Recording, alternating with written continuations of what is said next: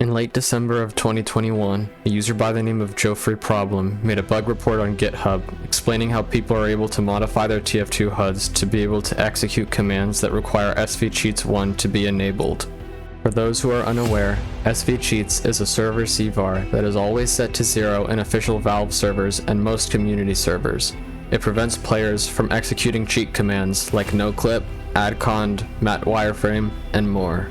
However, with this newfound exploit, players are able to type in whatever client-side cheat they want, allowing them to gain an unfair advantage over other players, and essentially wallhack and do a few other weird things. Before I demonstrate which exact commands are abusable, I'm going to walk you guys through how to perform this exploit, as the more people who not only know about it, but who know how to do it, the more likely it is for Valve to step in and fix this issue.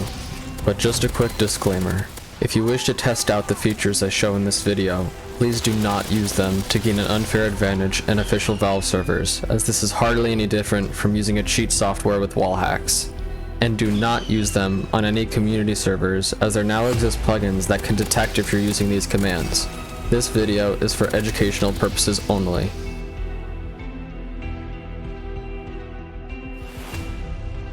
So here's how the exploit works. You modify or add a tick box or slider in your TF2 HUD with its CVAR set to whichever command you want to execute. For this demonstration, I will be modifying one of the matchmaking menu tick boxes in the improved default HUD made by Enyer, which you can find a download link to in the description.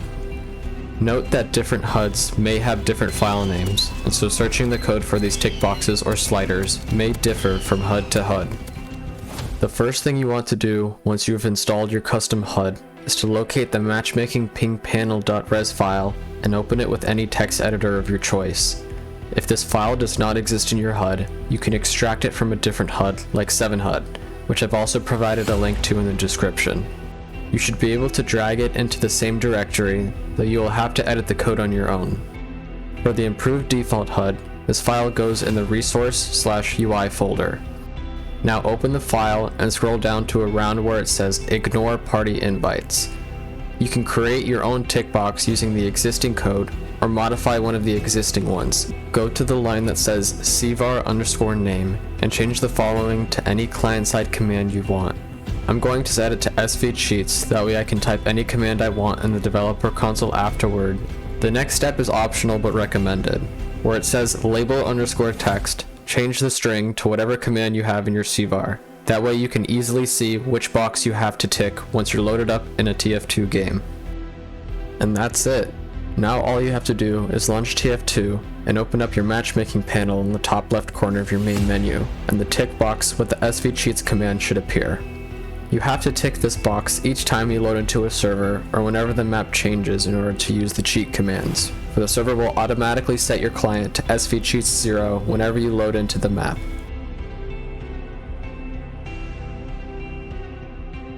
In the comment section of the original GitHub post, which I've also provided a link down to in the description, user Azure provides some examples of cheats that create an unfair advantage over other players. These include r_draw other models, snd_show, and cl_pitch up or pitch down, all of which I'll cover right now from games with friends and against bots, plus some other extras.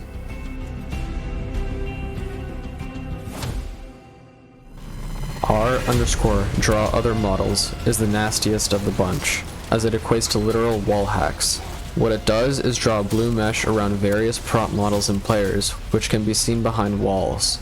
Normally, it's used to test map optimization, as a well-optimized map should ideally hide as many models through walls as is possible in order to boost client performance. However, all maps have areas where models are not hidden, and these areas are where this command is dangerously effective. While it has its caveats, one primary example being that it's impossible to distinguish between friend or foe while this command is active, a skilled player can create a toggle bind and use their game sense to make this differentiation with relative ease.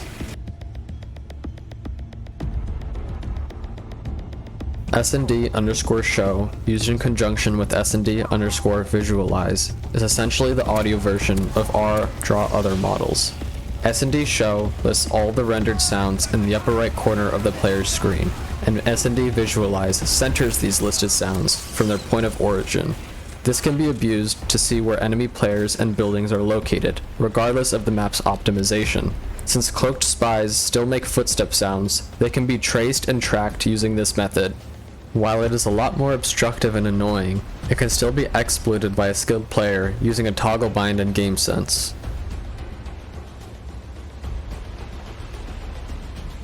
CL_pitch up and CL_pitch down are responsible for how much your client can look up or down.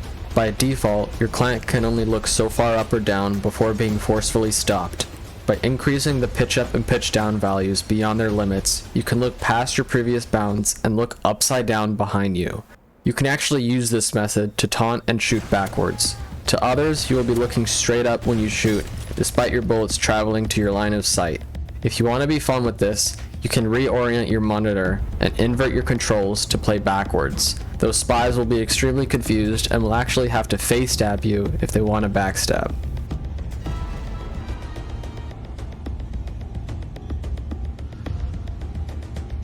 Third person can also be used to see around walls in a fashion similar to third person modes in Battle Royale games. Coupled with draw other models and snd_show, you can quite literally know everything about a certain part of the map without anybody even knowing you're there.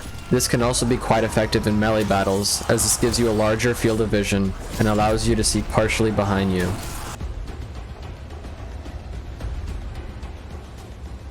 Alongside these game-breaking commands I've just explained are some minor visual tweaks that don't alter gameplay in any significant way that I actually have no problem with people using. One of these commands is r_color static props, which creates a rainbow of props all around you. Another is r_shadow color, which allows you to change players' shadows to whichever color of your choice using RBG color codes. mat_yuv creates a grayscale, and HUD_damage meter slaps a super unreliable DPS meter on your screen. r_disp buildable makes the ground blue, and disp walkable makes it yellow-green. Put them together and you get mint. There are plenty of other innocent visual commands that have no effect on gameplay, but may still be tracked through community server plugins, so I'd stay away from even using these harmless commands unless you're fooling around on a friend server or on official Valve casual servers. So that's it, and I'll admit, it's a lot. It's not just one command that the exploit gives you access to, it's all of them, and it's game breaking. Hopefully this video is able to generate enough attention to get noticed by Valve and other YouTubers. The more publicized this gets, the sooner Valve can fix this. I've thrown in several resources to this issue alongside the original post in the video description, so be sure to check those out and spread the word about those too. Thanks for watching, and subscribe if you enjoyed the video for more TF2 content.